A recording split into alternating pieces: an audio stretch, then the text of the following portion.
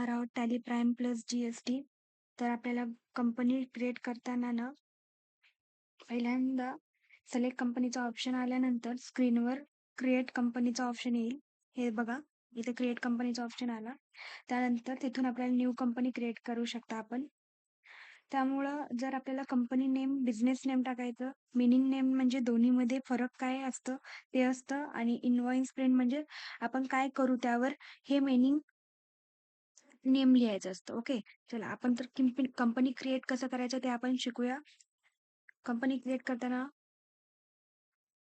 Create कंपनीमध्ये जायचा.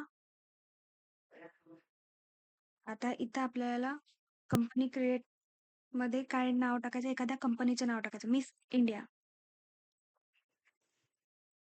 India LTD company. Okay. Mailing name म्हणजे दोन्हीमध्ये फरक काय असतं, तर जेव्हा आपण इनवॉइस प्रिंट करू त्यावर मेलिंग नेम येतं, त्यामुळे आपण केलो नाही, त्यामुळे तेच ठेवूया. ओके. ऍड्रेस कुठला टाकायचा आपल्याला? ऍड्रेस पण कोणताही टाकू शकतो. आपण शिवाजीनगरचा ऍड्रेस टाकू.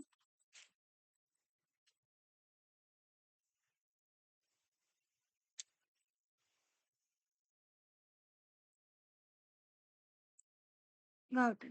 स्टेट कोणता? महाराष्ट्र.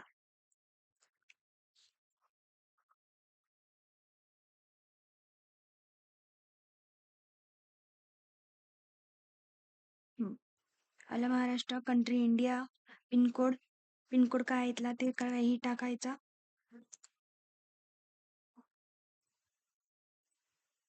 टेलिफोन नंबर कोणतेही मी इथं प्रेस करणार 10 बटन. मोबाईल नंबर मी असा कोणताही मोबाईल नंबर लिहिते, हा माझा कोणता मोबाईल नंबर नाहीये.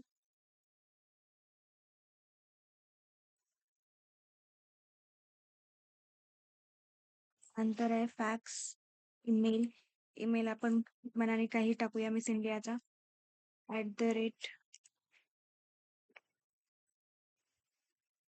@india.com. वेबसाईट नाहीये. मग आता इथे financial year beginning form 1 April 2025 आणि बुकिंग बिगिनिंग फॉर्म 1 एप्रिल 2025 ते देतो.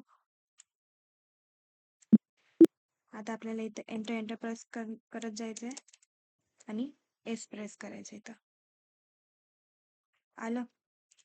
मग इथे आपल्याला एंटरच प्रेस करायचं. एंटर प्रेस केल्यानंतर खालच्या साईडला इथे नो येईल, इथे पण आपल्याला एस प्रेस करायचं. एंटर. आता आपलं कंपनी क्रिएट झाली. जर आपल्याला पाहायचं असेल, स्केप दाबायचा, त्यानंतर अल्टरमध्ये यायचा. अल्टरमध्ये आल्यानंतर